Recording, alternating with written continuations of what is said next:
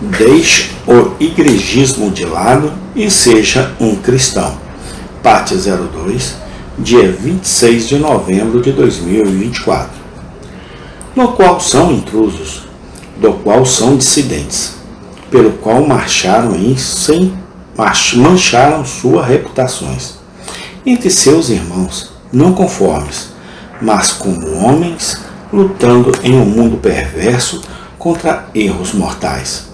Eles merecem a oração de todos os crentes.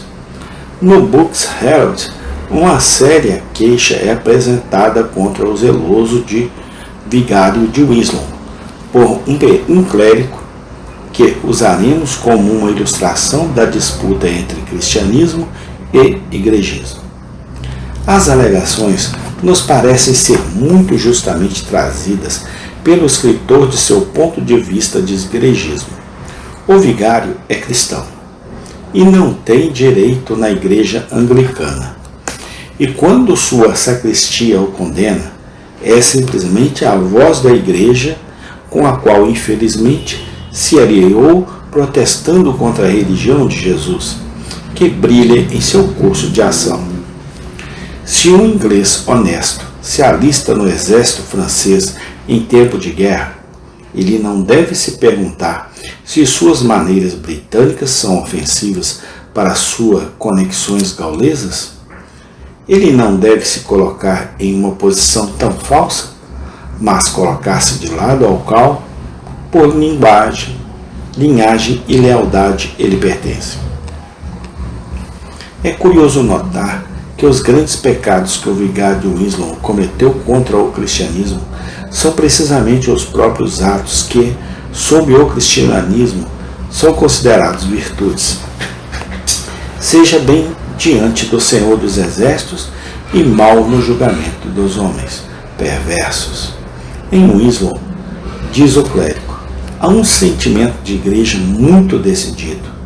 Muito de nós, com o maior pesar, deixamos nossa igreja paroquial que nunca o fizemos antes. Outros que, pelas circunstâncias, são incapazes de fazê-lo, sentem a falta de bons serviços, mas se submetem ao que recebem. Nosso vigário acredita, considera-se sincero e correto, mas ele se esquece de que outras pessoas podem, como neste caso, ter opiniões contrárias às dele, às quais as opiniões ele não cederá nem um pouco, embora seja para o benefício da igreja, da qual ele é sacerdote, e da qual nós somos o povo verdadeiro e amoroso. Claro que ele é um padre, e seu próprio livro de orações o chama assim, e ainda assim nos aventuramos a adivinhar que ele renega o título. Seus paroquianos estão certos em murmurar sobre sua falta de eclesiástico, mas ele está mais certo ainda, embora muito inconsistente, em colocar Cristo antes da igreja. Agora, para as transgressões grosseiras do vigário, que são principalmente três. O primeiro, ele tem sido culpado de amor cristão. Ele cometeu contra o igrejismo o grande crime e contravenção de amar seus irmãos da fé, ao passo que deveria tê-los denunciado como cismáticos e hereges. A acusação não precisa de comentários de nossa parte. Todos os juízes sensatos verão que o caso é paralelo àquele contra Paulo e Silas, em Filipos. Esses homens, sendo cristãos, perturbam excessivamente nossa cidade e ensinam costumes que não são lícitos. Recebermos, sendo clérigos? Aqui estão as próprias palavras de acusação.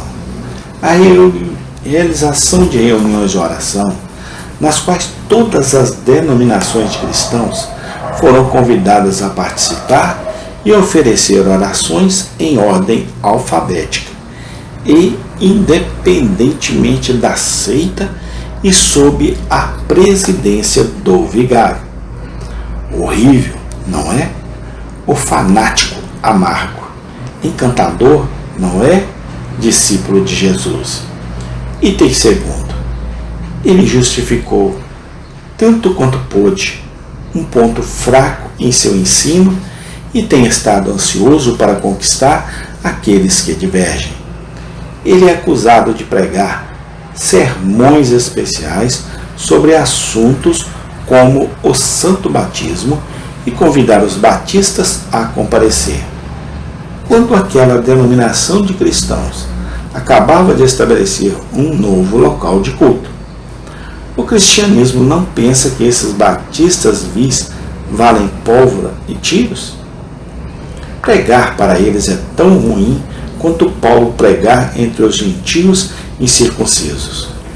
É inútil tentar convertê-los e é perigoso ventilar o assunto do batismo, porque a igreja gosta tanto do batismo infantil e o assunto é tão duvidoso que é melhor não mexer nele. Os batistas, observem você, leitor, não reclamam. Eles estão contentes que cada batista declare seus próprios pontos de vista, e eles se sentem tão seguros em suas próprias trincheiras que procuram por converti-los sempre que o assunto é trazido à mente do público. Mas o clérigo reclama gravemente porque os batistas são convidados a vir e serem corrigidos pelo vigário. Deixe-os em paz. Eles são hereges e arqui-inimigos do igrejismo. Deixe-os ir para o seu próprio lugar. Item terceiro. O vigário teve a impertinência de ser fiel como pároco. Este é um assunto muito sério e devemos imaginar está no fundo de toda a reclamação. Ele pisou nos dedos gotosos de alguma pessoa e tocou em seus pecados recorrentes com uma mão muito áspera. Assim, diz o escriba da igreja. Há pregações de sermões sobre assuntos como bailes e concertos, quando tais entretenimentos privados e públicos estavam prestes a acontecer. Eu digo que, em minha crença, essas coisas foram calculadas para enviar frequentadores de igrejas em outros lugares. Os sermões que mencionei vêm sob o título de pessoais, que sempre devem ser evitados. O cristianismo aprova a santa ousadia na repreensão e a integridade na declaração de todo o conselho de Deus. Mas o igrejismo ama a alegria e a frivolidade, e teria um cachorro mudo no púlpito, que não o repreenderia.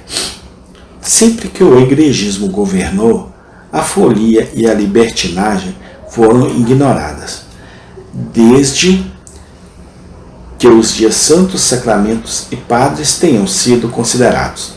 A lei de Deus não é nada para a alta igreja, desde que as formas da igreja sejam escrupulosamente e ostensivamente observadas. Deveríamos ver mastros erguidos e dançados em uma tarde de domingo dentro de um ano, se o igrejismo tivesse o que queria. O livro dos esportes seria revivido e a noite do dia do Senhor seria dedicada ao diabo. Deixe a igreja aberta. Observe os dias dos santos. Decore o altar. Cante hinos antigos e modernos. Coloque os tagrags e tudo correrá bem com o cristianismo. Amém. Tem continuação. Louvado seja teu nome, Senhor, hoje e sempre eternamente. Amém e amém.